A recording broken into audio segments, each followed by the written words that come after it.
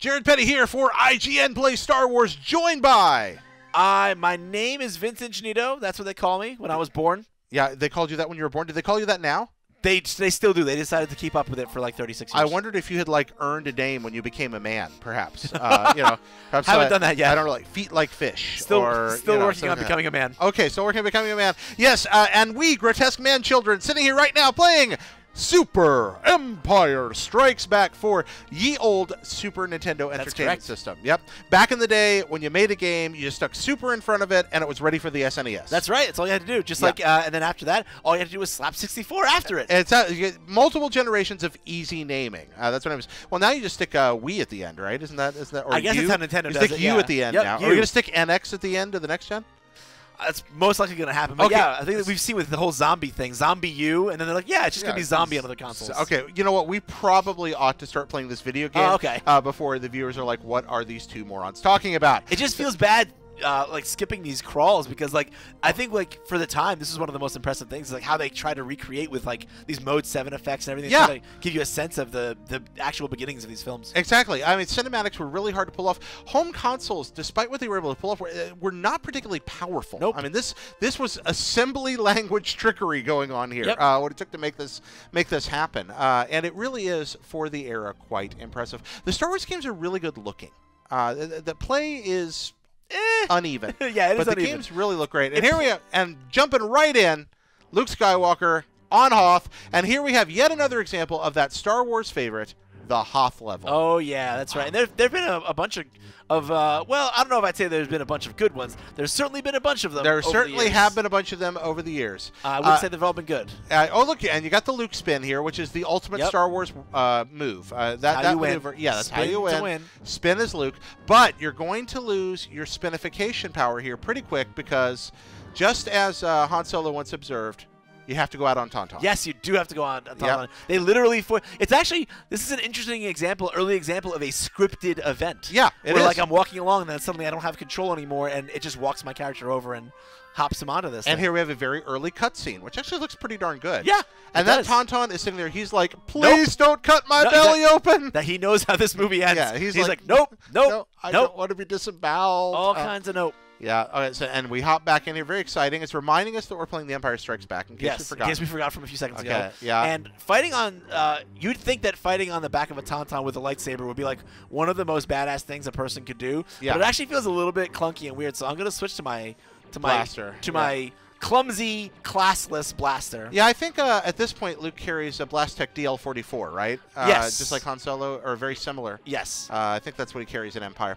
So yeah, Luke making his way across ye old Tauntaun Tundra. And just like we remember from The Empire Strikes Back, Luke fights his way along cliff tops, battling totally canon. Yeah, battling many creatures. Exactly how it happened. This is what I remember. Also, the plants of Tauntaun, very dangerous.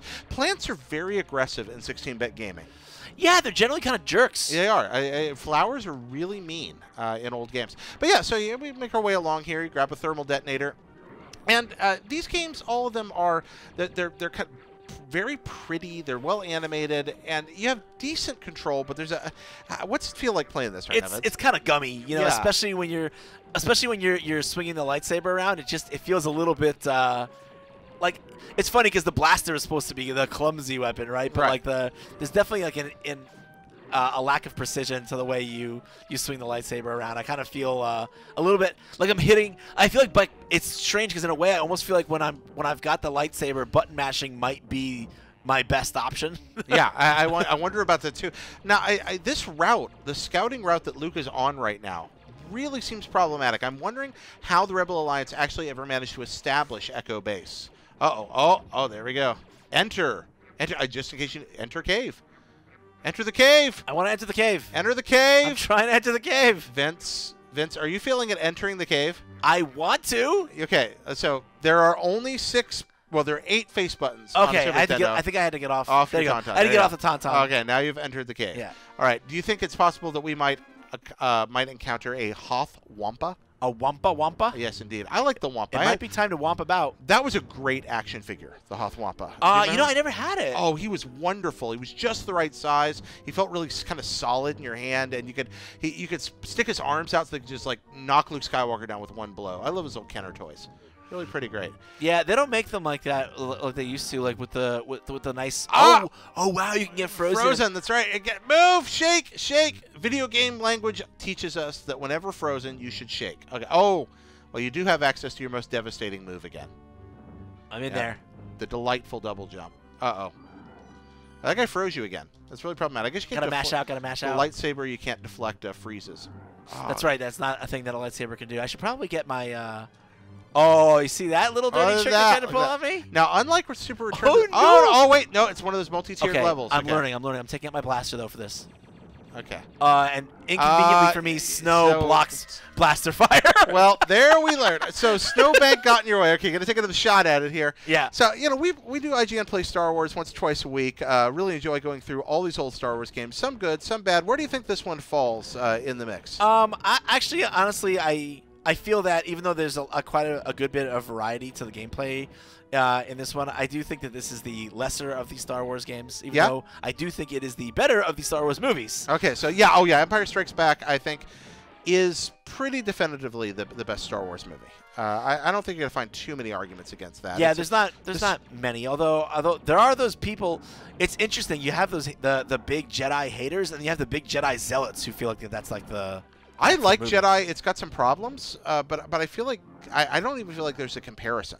Like, yeah, neither do I. I really love Jedi, and I'm not one of those Ewok haters either. People who don't like Ewoks, I don't understand. I don't necessarily. No, I can understand where people are coming from, but I don't share it. You don't share that? I don't share it. I actually kind of. What I like about Ewoks is that they've got this like druidic kind of shamanistic air to them that I think makes them interesting people. Well, I saw an interview. I think something was about to trigger and you died right when it did. Very sad. There's an interview I remember seeing where I believe it was Lucas or Coppola talking about how the Ewoks were inspired by the Viet Cong. Sure, I can see that. The idea was to create a native force that could take down the Empire. But here we are talking about Ewoks in the middle of Empire Strikes Back, when we should be talking about Wampas and you getting frozen here. So we're going to make our way through the cave. We're going to try to reach the boss here at the end of this level. And one of the things about this game, you mentioned variety, Vince, is that unlike a lot of games, this doesn't just stay a straight like side-scrolling platformer. The Star Wars games were kind of famous for these they were variety levels. You did something different almost every stage.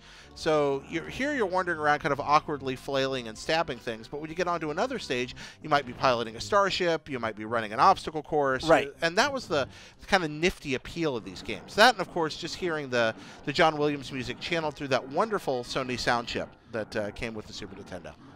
What's your favorite Star Wars game, Vince? What's that? What's your favorite Star Wars game? game? My favorite Star Wars game? Yeah, I mean, it's a boring pick. Is it a boring pick? You just stepped on that ice. Did that instantly kill me? I thought I had lots of health. Oh, you did, but you just kept falling on it and you died. That's weird. Yep, and here we are back here again. So my favorite Star Wars game is probably, I mean, it's an easy, simple pick. I mean, it's Knights of the Old Republic. Okay, KOTOR's your favorite. Yeah. You feel like that's an easy pick for Star Wars games? Like that's definitively the best? I don't feel like there's a lot of... I really don't feel like there's a lot of debating. Oh, really? A lot of them. Not a lot. I mean, there's some other really The entire good ones. TIE Fighter world just elicited a collective hiss.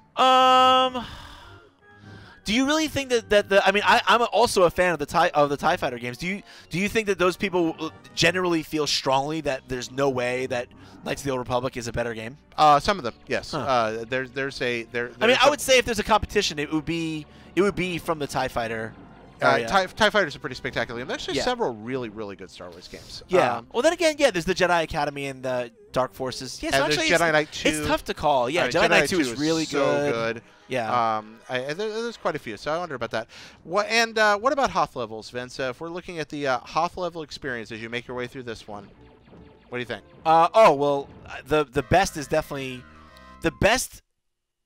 The best Hoth level is in the worst Star Wars game. Oh, well, okay. No, the worst Star Wars game is Yoda Stories. Okay, yeah, you're right. But it's in one of the worst Star Wars games. It's the worst Star Wars game that some people think is good. Yeah, and that's Shadows of the Empire. Right. But I think that's the best Hoth level. I don't know. I don't know if this Wampa thing is going to happen. These clumsy lightsaber controls are kind of messing me up here. Oh, so it's the clumsy lightsaber controls. Totally not you, right? Totally gonna blame the game on this one. Okay. Well, yeah, we probably ought to drop out of here now because I think people are going to be like, man, they've been going through the soft level a long time. So thank you so much for watching. If you made it this far, kind folk, and we encourage you to contribute to Star Wars IGN wikis, where we are constantly writing new Star Wars stuff. If you want to do that, shoot me a message on Twitter, Petty, Jared. Let me know that you'd like to help out.